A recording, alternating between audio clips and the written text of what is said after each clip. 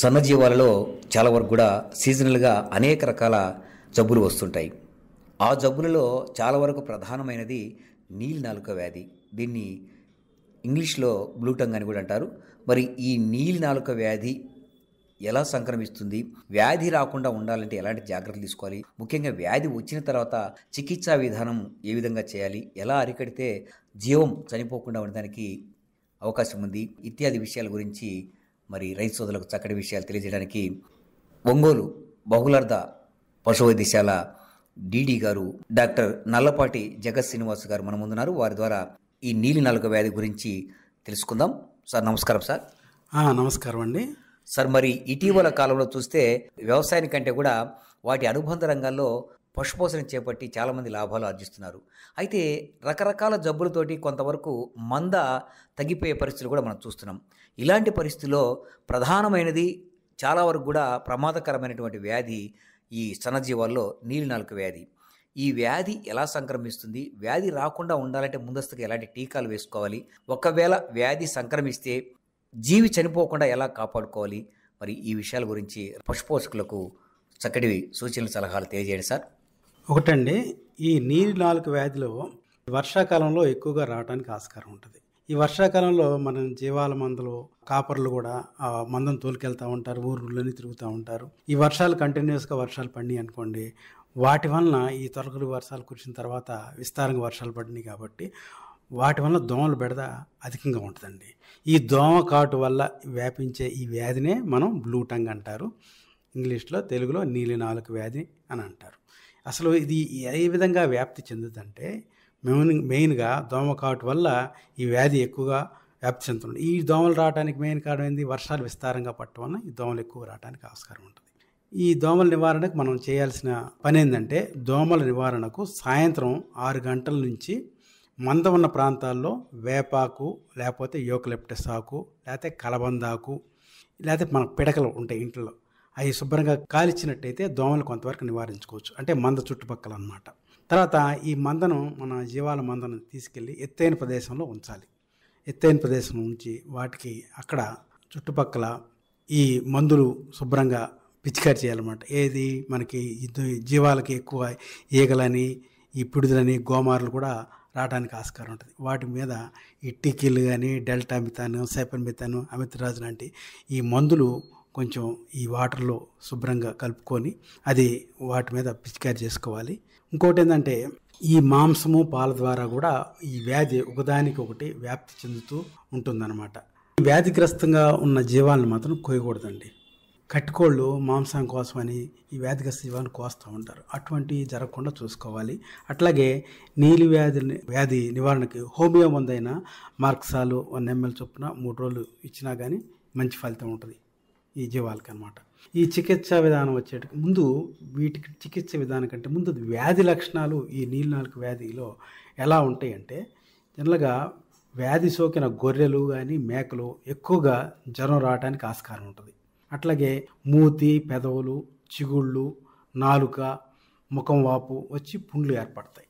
నోటి నుంచి నొరగతో కూడిన చొంగ కానీ వస్తూ ఉంటుంది. కళ్ళు, ముక్కు కూడా బాగా వాస్తాయి అన్నమాట. వ్యాధి చివరి దశలో నాలుక అనేది నీలి రంగుగా మారుతుంది. అప్పుడు నోటి నుంచి దుర్వాసన వస్తూ ఉంది.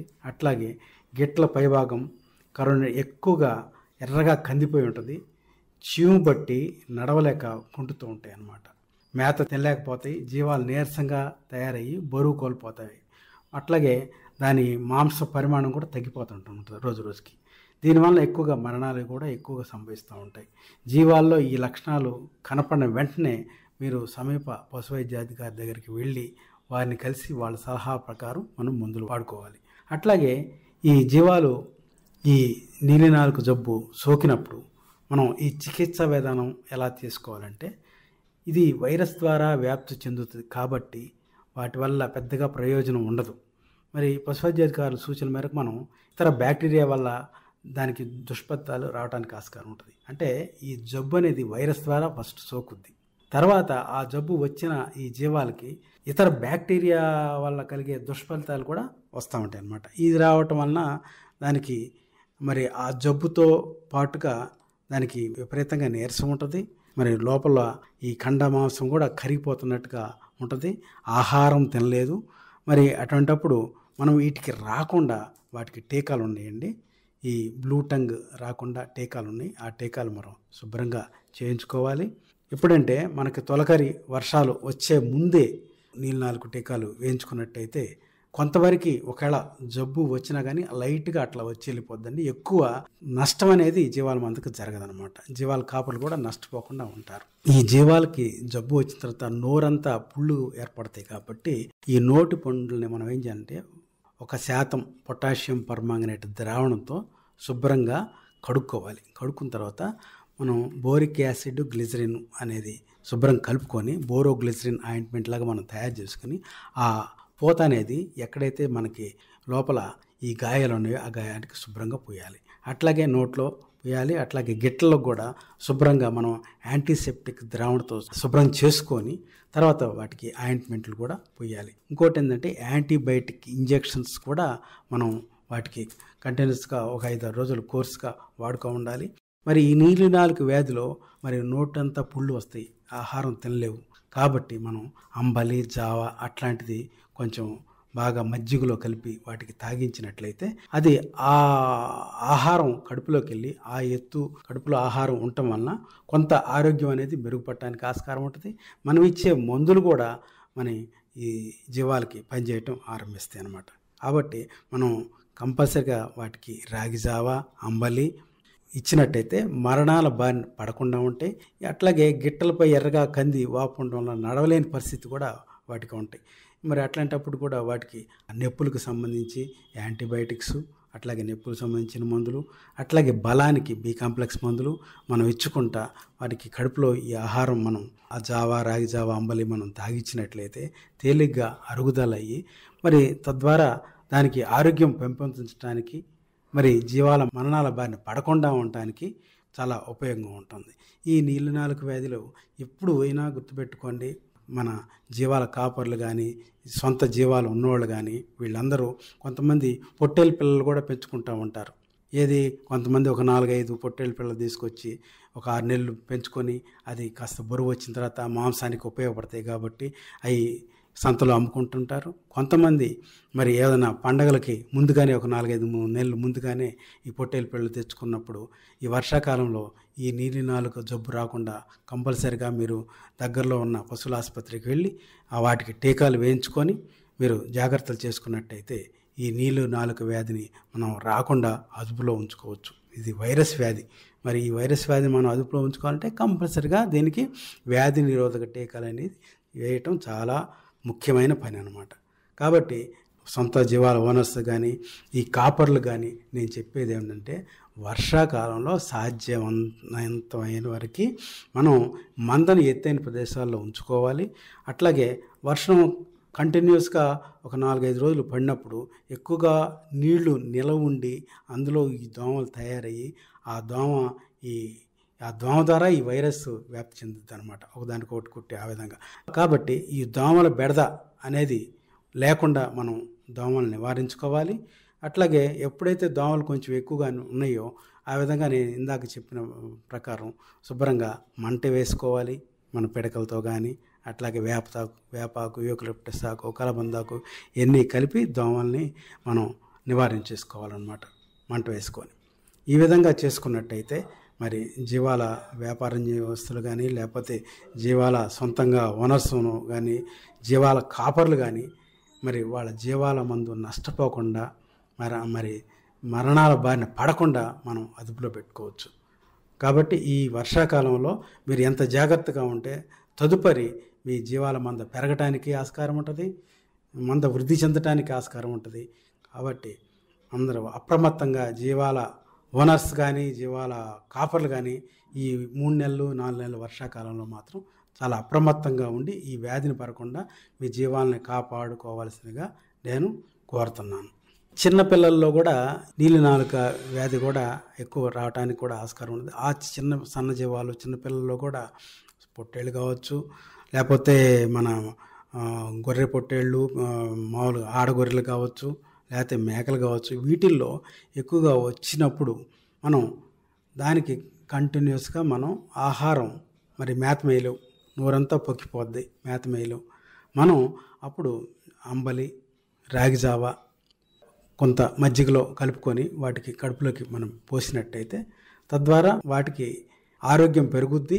మరణాలు బారిన పడకుండా దానికి కడుపులో ఎత్తుండటం వలన మనం చేసిన మందులు కూడా దాని ఒంటికి పడతాయి. తొందరగా మరి ఆ జబ్బు నుంచి బయటపడటానికి కూడా ఆస్కారం ఉంటుంది. దీంతో పాటుగా ఈ వైరస్ జబ్బు నీలినాలుకతో పాటుగా ఎప్పుడైతే కొన్ని బలహీనమైన జీవాలు ఉంటాయో వాటికి మరి ఇతర బ్యాక్టీరియా వలన తొందరగా జబ్బులు కూడా రావడానికి ఆస్కారం ఉంటుంది. దానికి సంబంధించిన బ్యాక్టీరియా జబ్బులు కూడా అది వచ్చినప్పుడు దానికి తగిన ట్రీట్మెంట్ ఎండ్రోఫ్లాక్సిన్ అని కొన్ని ఇంజెక్షన్స్ ఉంటాయి. ఆ ఇంజక్షన్లు మనం వాటికి ఇంజక్షన్ ఇచ్చి మరి అట్లాగే సపోర్టివ్గా బి కాంప్లెక్స్ ఇచ్చి చేసుకున్నట్టయితే బాగుంటుంది. ఇంకోటి ఏంటంటే ఈ సన్న జీవాలు కానీ లేకపోతే బలహీనంగా ఉన్న జీవాలు కానీ ఎప్పుడైతే ఈ నీలినాలుక ప్రమాదం వ్యాధితో ఉన్నాయో అటువంటి వాటిని సపరేట్గా దూరంగా తీసుకెళ్ళి ఈ మందకు దూరంగా తీసుకెళ్ళి వేరే చోట పెట్టి వాటికి వైద్యం చేయించినట్లయితే ఈ కొత్తగా ఉండే మందలు మిగతా మందలకి ఈ జబ్బు రాకుండా చేసుకోవచ్చు అన్నమాట. ఏదైనా ప్రాథమికంగా మనం చేయాల్సింది వర్షాకాలం వస్తనగా ఒక 15-20 రోజుల ముందు మనం ఈ నీలినాలుక టీకాలు వేయించినట్టయితే ప్రతి గొర్రెకి, ప్రతి మేకకి, ప్రతి పొట్టేలుకి, చిన్న పొట్టేలు పిల్లకు కూడా వేసినట్లయితే మనం వ్యాధిని అదుపులో ఉంచుకొని సమర్థవంతమైన మా పొట్టేలు మాంసము కానీ గొర్రె మాంసం కానీ తయారవడానికి ఆస్కారం ఉంటుంది. ఈ జబ్బు వచ్చిందంటే లోపల కండలను కరిగిపోతాయి అన్నమాట. ఆ జబ్బు అంత ఎఫెక్ట్ అన్నమాట ఈ నీలినాలుక జబ్బు. కాబట్టి మనం తీసుకునే జాగ్రత్తలు మెయిన్. ఇప్పుడు వచ్చిన తర్వాత వైద్యం అది ఓకే, బట్ రాకుండా మనం దాని జాగ్రత్త తీసుకున్నట్టయితే ఈ నీలినాలుక వ్యాధిని అదుపులో ఉంచుకోవచ్చు, మన జీవాల మందని కాపాడుకోవచ్చు, సన్న జీవాల మందని ముఖ్యంగా. మేకలు అయితేనేమి ఇటు గొర్రెలు అయితేనేమి మంచి నాణ్యమైన మాంసోత్పత్తి చేపట్టాలంటే ఆ ఉత్పత్తి చేసేటువంటి జాతి కూడా బాగుండాలి. మరి ఈ పొట్టేళ్ళ విషయంలో అయితేనేమి మేకల విషయంలో అయితేనేమి నాణ్యమైన జాతిని అభివృద్ధి చేసుకోవాలంటే విత్తన పొట్టేళ్ళు చాలా వరకు కూడా మంచి నాణ్యమైనవిగా ఉండాలి అని చెప్పి చెప్తుంటారు. మీరు పశుపోషకులకు ఈ విత్తన పొట్టేళ్ళ మీద ఎటువంటి అవగాహన కల్పిస్తున్నారు సార్? ముఖ్యంగా ఇది చాలా మంచి విషయం అడిగారు మీరు. ఈ విత్తన పొట్టేళ్ళు అనేది జనరల్గా సామాన్యంగా మందలో ప్రతి 2 సంవత్సరాలకు ఒకసారి కంపల్సరీగా మార్చాలి. ఎందుకంటే దానిలో ఉన్న ఈ జీవాంశ సంభూతమైన దాని జీన్ అనేది ఒక 2 years వరకు ఆ మందంతా వ్యాపిస్తుంది. అది బలమైన పిల్లల్ని పుట్టించగలదు. 3వ సంవత్సరం వచ్చేటప్పటికి ఆ పొట్టేళ్ళని తీసుకెళ్ళి వేరే కొత్త మందలో కలపాలి. ఎందుకంటే అదే మందలో 4-5 సంవత్సరాలు ఉంచామనుకోండి, ఇన్బ్రీడింగ్ అనేది ఏర్పడి బలహీనమైన చిన్న పుడతాయి అన్నమాట. సంతానం బలహీనం అవుద్ది. బలవంతమైన మాంసం తయారు చేయగల శక్తి అనేది తగ్గిపోతుంటుంది వాటికి. కాబట్టి విత్తన పొట్టేళ్ళ ఎంపిక మనం మందలో ఎన్ని సంవత్సరాలు ఉంచాలి అనేది చాలా ముఖ్యమైన పాయింట్. మరి మీరు చాలా ముఖ్యమైన పాయింట్ అడిగారు. కాబట్టి మనకి సమర్థవంతమైన పిల్లలు పుట్టాలంటే మంచి నాణ్యత గల జనువు ఉన్న జీన్ ఉన్న పిల్లలు పుట్టాలన్నా తదుపరి మరి మంచి మాంస ఉత్పత్తి కానీ అట్లాగే ఊలు ఉత్పత్తి కానీ కావాలంటే మాత్రం ఈ విత్తన పొట్టేలు ప్రతి 2 సంవత్సరాలకి ఆ మందలో ఉంచి 2 సంవత్సరాలు ఆ మందలో ఉంచి తర్వాత తీసి వేరే మందలో కలిపేయాలి. అట్లాగే ఈ మందలో వేరే ఊరి నుంచి వచ్చిన మంచి విత్తన పొట్టేలు తీసుకొచ్చి ఇక్కడ ఉంచాలి. ఏదైనా విత్తన పొట్టేలు 2 సంవత్సరాల కంటే ఆ మందలో ఉంచటం మాత్రం మంచిది కాదు. ఇది చాలా ముఖ్యమైన పాయింట్. సార్, మరి ఈ గొర్రెలు అయితేనేమి మేకలు అయితేనేమి చాలా వరకు కూడా పుట్టిన బిడ్డ బ్రతకడం అనేది చాలా వరకు తక్కువగా ఉంటుంది. అందులో 30% దగ్గర మరణాల శాతం మనం చూస్తూ ఉన్నాం. చిన్న పిల్లల్లో మరణాల శాతం తగ్గించుకోవాలి అంటే ఎలాంటి జాగ్రత్తలు తీసుకోవాలంటారు? ప్రాథమికంగా ఒకటండి, పుట్టిన వెంటనే వాటికి తల్లి దగ్గరికి తీసుకెళ్ళి జున్నుపాలు తాపించాలి. ఎందుకంటే ఆ జున్నుపాలు తాపిస్తే దానిలో రోగ నిరోధక శక్తిని పెంచే ప్రోటీన్స్ మాంసకృతులని ఆ జున్నుపాలలో ఉంటాయి. కాబట్టి మొదట తల్లి నుంచి వచ్చే ఆ జున్నుపాలల్లో అంత బలవర్ధకమైన పౌష్టికాహారం ఉంటుంది. కాబట్టి అదే తన జీవితకాలంలో ఎక్కువ జబ్బులు వచ్చినా కానీ రోగ నిరోధక శక్తి పెంపొందించుకొని అటువంటి జబ్బులు కూడా నిలబడి బతకగల సామర్థ్యం ఈ జున్నుపాలలో ఉంటుంది. అట్లాగే పుట్టిన వెంటనే జున్నుపాలతో పాటుగా దానికి ఒక 2-3 రోజులు యాంటీబయాటిక్ మందు, అట్లాగే బలం మందు తాపించుకోవాలి, అంటే బి కాంప్లెక్స్ అట్లాంటివి. దాంతోపాటుగా ఇక రెగ్యులర్గా మరి 2-3 వారాల దగ్గర నుంచి దానికి కొంచెం దాణా అలవాటు చేసుకోవచ్చు. తర్వాత కొంచెం పచ్చిగా మనం దానికి పెట్టే ఆహారం కూడా పసుకరసాలు ఉంటాయి సన్నసన్నవి, అవి సన్నగా కట్ చేసి వాటికి పెట్టుకోవచ్చు. ఈ విధంగా మనం చేసుకున్నట్టయితే ఈ రోగనిరోధక శక్తి పెంపొందుద్ది. అట్లాగే వాటికి మరి వివిధ కాలాల్లో వాటికి చేయాల్సిన వ్యాధి నిరోధక టీకాలు కూడా మనం చిన్నప్పటి నుంచి అలవాటు చేసి వేయించుకున్నట్టయితే రకరకాల జబ్బులు ఉన్నాయి, వైరస్ జబ్బులు ఉన్నాయి, బ్యాక్టీరియల్ జబ్బులు ఉన్నాయి, ప్రోటోజోవన్ జబ్బులు ఉన్నాయి. మరి వీటికి సంబంధించిన టీకాలు, వ్యాధి నిరోధక టీకాలు ఉంటాయి. ఆ టీకాలు మనకి వయసును బట్టి దానికి 2 నెలల దగ్గర నుంచి 3 నెలల దగ్గర నుంచి వయసును బట్టి మనం వేసుకుంటా రకరకాల జబ్బులు ఉన్నాయి, గాలికుంటని ఇట్లాంటి జబ్బులు కూడా. ఇట్లాంటి మనం టీకాలు వేయించుకున్నట్టయితే గ్యారంటీగా అవి ఎటువంటి మరణాల బారిన పడకుండా ఆరోగ్యవంతంగా పెరిగి మంచి మాంస ఉత్పత్తి చేసే జీవాలుగా తయారవు. చక్కటి విషయాలు తెలియజేశారు సార్. నమస్కారం సార్. నమస్తే అండి.